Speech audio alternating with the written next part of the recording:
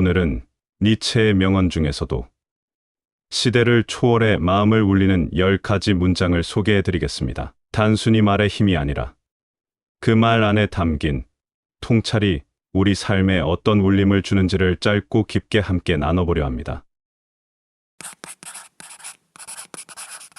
첫 번째, 당신을 죽이지 못하는 고통은 당신을 더 강하게 만든다.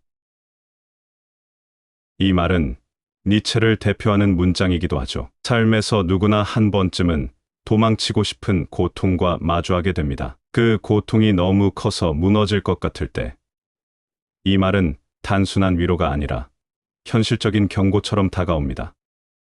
니체는 고통을 피하지 않았습니다. 오히려 고통 속에서 나를 단련하고 삶을 다시 정의하라고 말했습니다. 우리를 힘들게 했던 그 시간이 지나고 나면 우리는 예전의 내가 아닌 더 단단해진 나로 남게 됩니다. 그래서 이 문장은 회피가 아닌 성장의 출발점이었죠. 지금 당신이 겪고 있는 고통이 있다면 그것은 어쩌면 당신을 더 강하게 만들기 위한 준비일 수도 있습니다. 두 번째, 인생에서 가장 깊은 고통은 가장 위대한 지혜로 이어진다. 이 말은 고통을 단순히 견디는 것이 아니라 그 안에서 배움을 찾는 태도를 말합니다. 사람은 아플 때 가장 많이 배우고 외로울 때 가장 깊이 자신을 마주합니다. 니체는 고통을 피해야 할 대상이 아니라 오히려 진리를 가르치는 스승으로 받아들였습니다. 겉으로는 무너지는 것 같지만 내면에서는 새로운 깨달음이 자라고 있었던 것이죠. 이 말은 단지 철학적인 위로가 아닙니다. 삶을 통째로 바꾸는 관점이었습니다. 우리가 가장 아팠던 순간이 가장 지혜로웠던 순간과 이어질 수 있다는 가능성, 그걸 믿는 힘이 이 명언 안에 담겨 있습니다. 세 번째, 자신의 길을 아는 사람은 가장 조용히 걷는다. 자기 삶의 방향을 아는 사람은 굳이 말이 많지 않습니다. 보여주지 않아도, 설명하지 않아도 그 사람의 존재만으로도 기운이 느껴집니다. 요즘은 말로 증명하려는 시대지만 니체는 조용한 사람이야말로 자기 길을 제대로 가고 있다고 봤습니다. 세상이 시끄러울수록 자신의 소리에 집중하는 사람은 더 강해집니다. 이 명언은 보여주기식 삶에 지친 현대인들에게 깊은 울림을 줍니다. 자기 확신은 소음 속에 있지 않고 침묵 속에 있다는 걸 알려주는 문장이기도 하죠. 네 번째, 사람은 사랑을 통해 자신을 초월한다. 니체는 비관주의자로 알려져 있지만 이 문장에서는 오히려 인간에 대한 깊은 신뢰가 느껴집니다. 우리는 사랑할 때 평소의 나를 넘어서게 됩니다. 더 많이 주고 싶고, 더 깊이 이해하고 싶고, 더 나은 사람이 되고 싶어지죠. 이건 단지 연애나 감정적인 의미의 사랑을 넘어서 사람과 사람 사이의 연결에 대한 말이기도 합니다. 자신의 이기심을 넘어서고 타인을 통해 더 넓은 나를 마주하게 되는 경험. 니체는 그걸 초월이라고 표현했습니다. 사랑은 나를 무너뜨리는 게 아니라 오히려 나를 더 높이는 힘이라는 것. 이 명언은 그런 본질을 꿰뚫고 있었죠. 다섯 번째, 깊이 생각하지 않는 사람일수록 더 시끄럽다. 이 문장은 꽤 냉소적으로 들릴 수 있지만 사실은 우리 사회에 대한 예리한 비판입니다. 요즘처럼 말이 넘쳐나는 시대, 진짜 의미 있는 생각은 조용한 사람에게서 나옵니다. 니체는 생각의 깊이가 말의 무게를 결정한다고 봤습니다. 겉으로 드러내는 말보다 그 안에 담긴 사유의 깊이가 중요하다는 거죠. 지혜로운 사람일수록 단순하고 명확한 언어를 씁니다. 그리고 조용히 행동으로 보여주죠. 이 명언은 보여주기식 소음보다 내면의 침묵이 얼마나 강력한지를 다시 한번 상기시켜줍니다. 여섯 번째, 혼자 있는 법을 배우지 못한 사람은 누구와도 온전한 관계를 맺지 못한다. 이 말은 단순한 외로움에 대한 조언이 아닙니다. 니체는 진정한 관계의 시작이 나 자신과의 관계에서 출발한다고 보았습니다. 누군가와 함께 있기를 바라기 전에 나는 나와 온전히 있을 수 있는지 스스로에게 물어야 합니다. 혼자가 불편하다면 관계는 결국 의존이 되고 맙니다. 온전한 독립 속에서만 진짜 연결이 가능하다는 말이죠. 이 명언은 요즘처럼 끊임없는 연결 속에서 지치는 사람들에게 강한 울림을 줍니다. 혼자 있는 법을 아는 사람은 관계 속에서도 흐트러지지 않는 중심을 지킬 수 있습니다. 인간 관계에서 가장 어려운 건 정확한 거리를 유지하는 일입니다.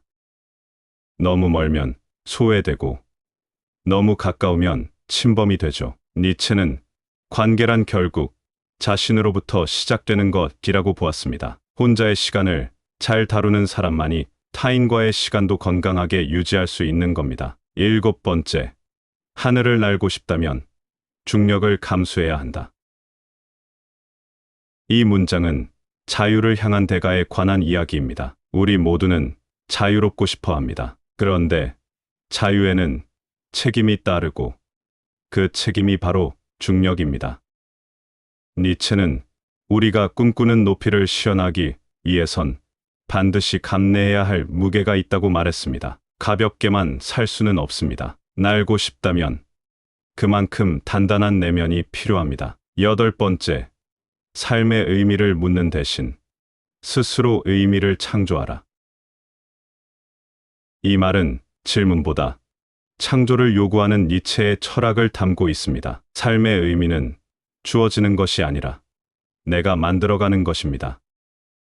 니체의 말은 늘 창조와 책임을 함께 강조했습니다. 의미를 묻는 것보다 그 의미를 직접 만들어가라는 주문은 지금을 살아가는 우리에게 가장 필요한 철학적 태도이기도 합니다. 의미를 묻는 것은 결국 나 자신을 묻는 일과 같습니다. 니체는 존재 자체에 질문을 던지기보다 그 존재를 행동으로 증명하길 바랐습니다. 생각만 하고 머무는 것이 아니라 끊임없이 창조하고 변화하며 살아가라는 철학은 오늘날에도 여전히 유효한 태도죠.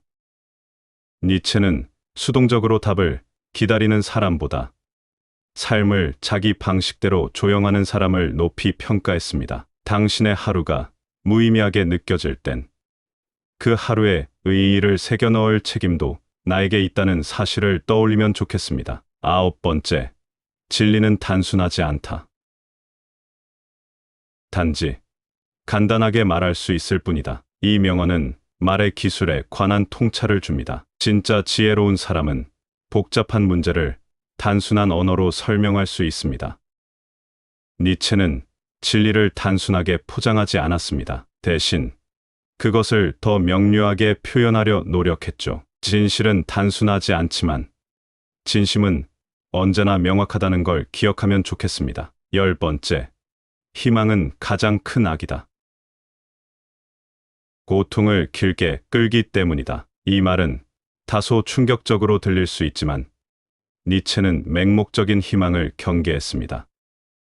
희망이란 이름으로 현재를 외면하는 삶을 살게 된다면 그것이야말로 고통을 지연시키는 덫일 수 있다는 경고였습니다. 진짜 희망은 현실을 직시하고 그 안에서 의의를 찾으려는 의지 속에서 만들어져야 했습니다. 니체의 이 말은 단순한 절망이 아니라 진짜 깨어있는 눈으로 살아가기를 바라는 강한 요청이었죠. 니체의 말들은 날카로운 동시에 따뜻했습니다. 철학자답게 나를 세운 문장도 있었지만 그 안엔 인간에 대한 깊은 애정과 기대가 녹아 있었습니다. 세상을 향한 불만보다는 인간이 가진 가능성에 더 주목했던 사람이었죠.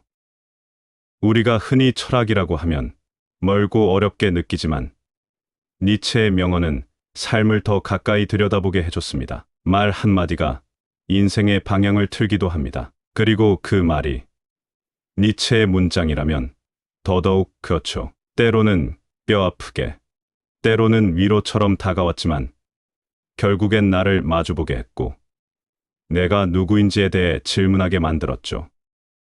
삶이 막막하거나 내가 누구인지 헷갈릴 때마다 이런 문장들을 꺼내보는 것만으로도 방향을 잡는 데 큰 도움이 될 수 있습니다. 니체는 우리가 흔히 지나치는 감정과 상황 속에서 삶의 본질을 찾아냈습니다. 그가 남긴 말들은 단순한 문장이 아니라 삶을 통찰하는 시선이었습니다. 오늘 소개해드린 10가지 명언 중 당신의 마음에 남는 문장이 하나라도 있었다면 그건 이미 당신 안에 변화의 씨앗이 심어진 겁니다. 말은 바람 같지만 그 안에 담긴 통찰은 생각보다 오래 우리 안에 머뭅니다. 지금 당신의 삶에 스며드는 한 줄의 문장이 되길 바라며 오늘 영상 마치겠습니다. 시청해 주셔서 감사합니다.